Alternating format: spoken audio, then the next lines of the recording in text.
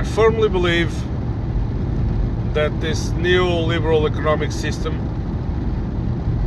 and it doesn't make much difference of which party is in power, because we had many socialist, so-called socialist parties in power, but if you look at the facts, the trends in the economy, it was always on the way of deregulation,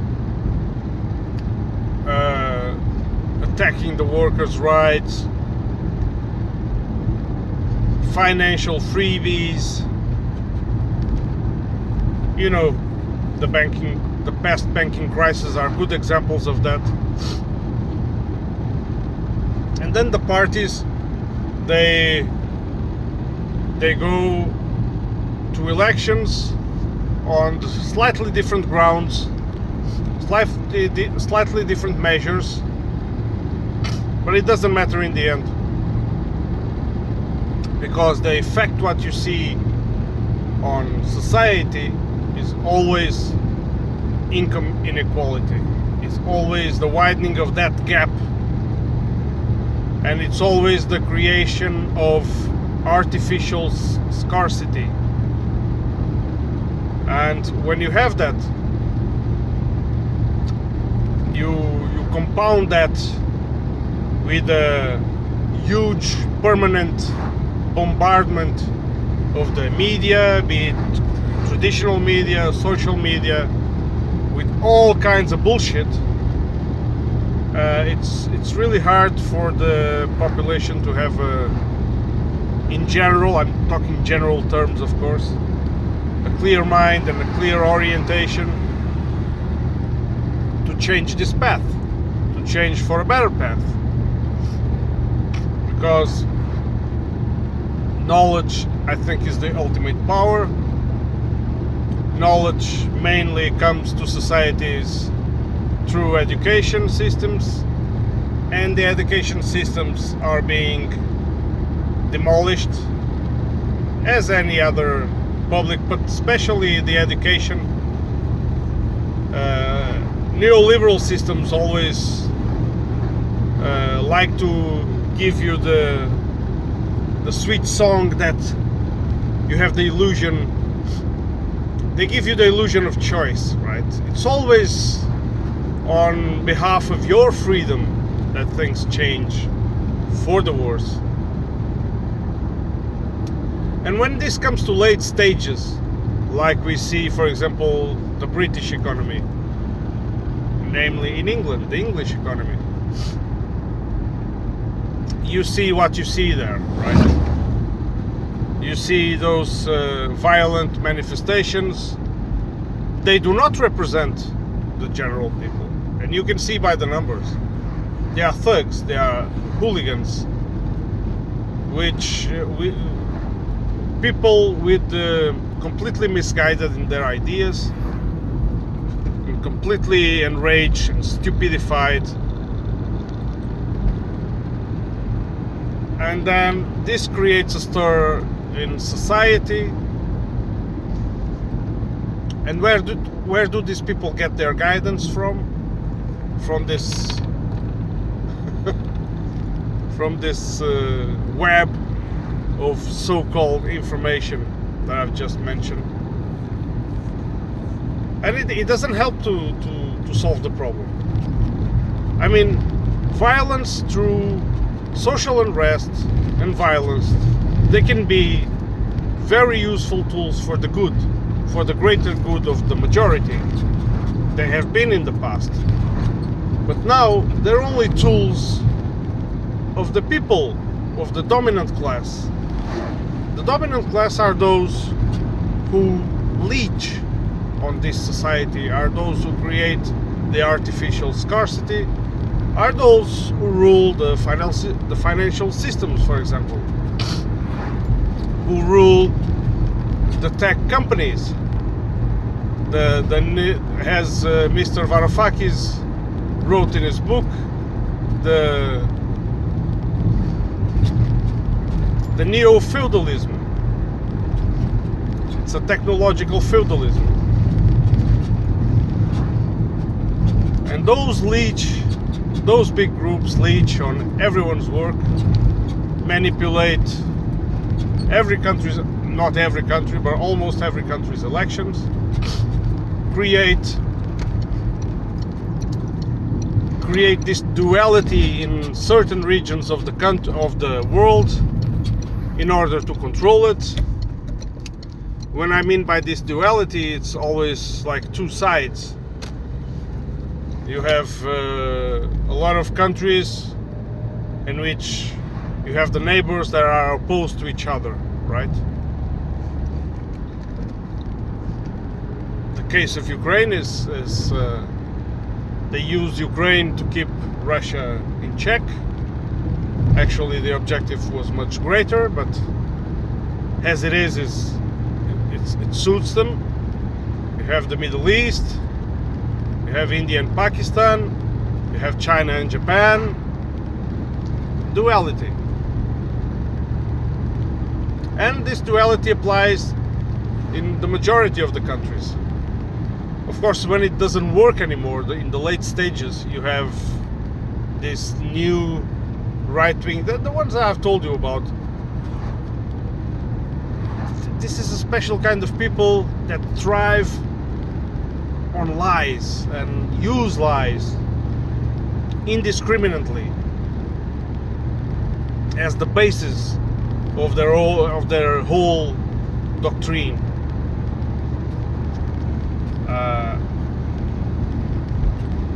Of course, then you have the scarcity is induced by financial crisis. Because let's be serious, there is no lack of production of anything. Previous crises in history derived from agricultural crisis, natural disasters, disease. But you don't have such crises anymore. You can outproduce easily with the global production. You can easily outproduce. And I actually learned this in school as I was a kid, when they kept telling me that, oh, it's only a few percent of the world's production would end poverty. Like was like at the figure in the 80s when I was in primary school, was about like say 5% or something about like this. 5% of the world's production, of the world's surplus, you could end poverty. Yeah. Productivity in the meantime has increased manifold, and you see more and more inequality. Of course, you see countries that are rich that were not before, but this somehow, I suspect, these are countries that go against this neoliberal trend that I've been talking about. Countries like China, Russia, not so much, only lately, because Russia took this path. But the big difference in Russia is that it created its independence even before this phase of the war in Ukraine. It realized that it was receiving hostility from the West, and it created the pathways to the independence that we see now. The independence that avoided big trouble when the latest sanctions were applied. But in the Western world, this is this is obvious, and people, and it works, and it really pisses me off a little bit, because it works, and it works by the way of dividing people. Nowadays you see people hating, you see a lot of little groups, little tribes, artificially created, hating each other. The problem is the immigrants, the problem are the gays, the problem are the transgender, the problem are the whatever, this or that religion. people pointing the finger at all this. And while the dominant class doesn't give a fuck about any of these ideas, it's just like they throw little toys so the crowd gets entertained, distracted, playing with this. So all these little ideas, little groups pitted against each other, poor against the poor. And it works well because when you live in such society and you are a slave, many of the people do not realize it. And if you ask them, even if no one is listening, and they give you the most honest answer, they say that it's the only way. They cannot see any other system. So it means this system has worked really well. It has been perfected, and it's really effective nowadays in convincing people.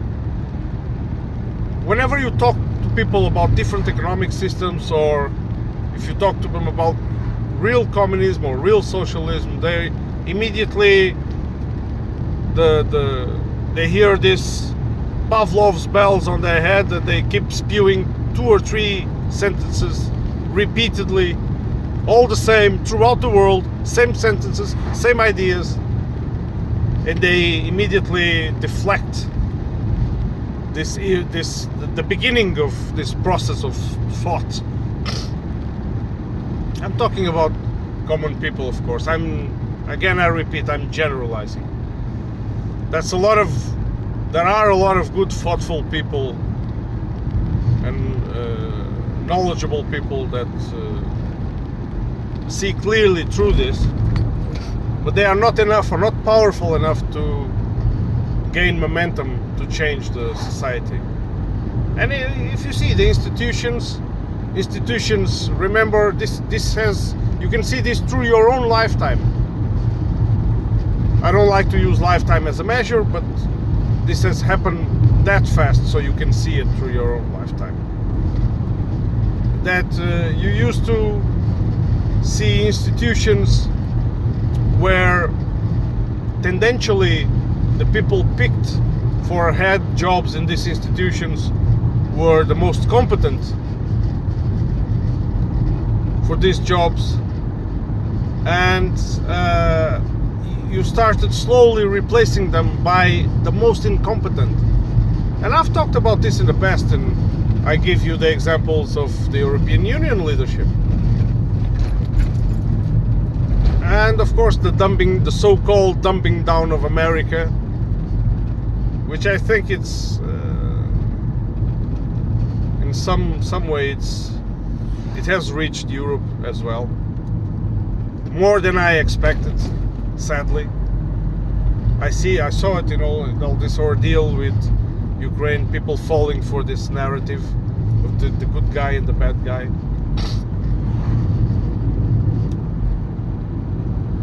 And so I think we have to really be conscious, be aware of this, so that we reject it. If you ask me, but how would we do this? People way more cleverer than me have figured this out way before. And of course, solution, there is no one solution. There's not like, do like this and it's done. No, this is very complex and it can take time. Sometimes a revolution does it.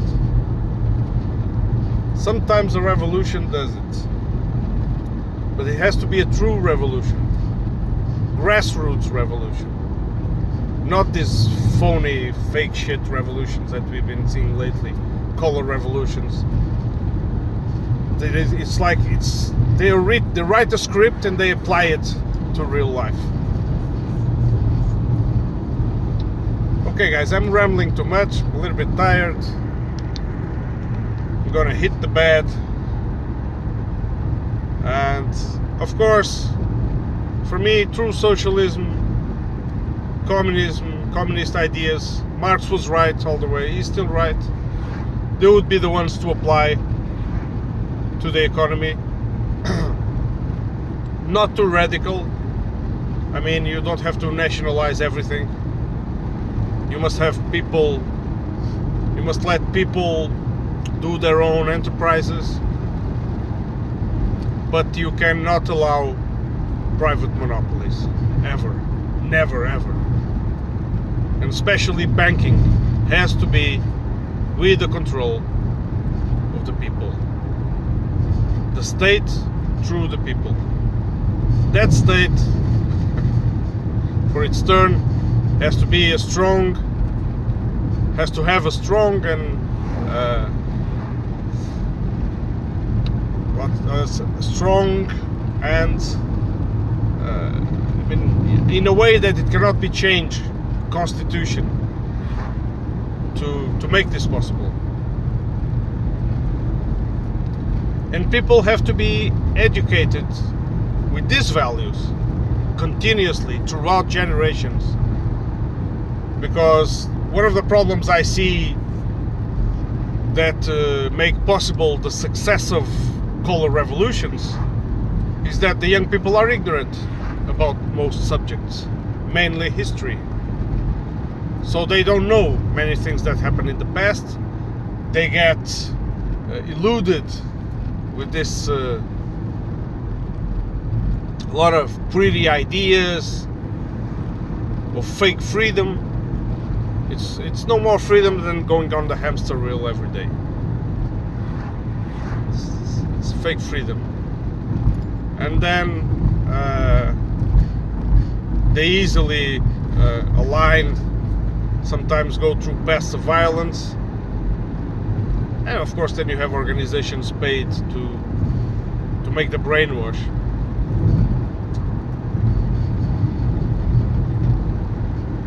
I don't know, but it's sometimes it's good when you're not aware of this. You're happier, but it's always good to be aware. Okay guys, I hope I see you on the next one.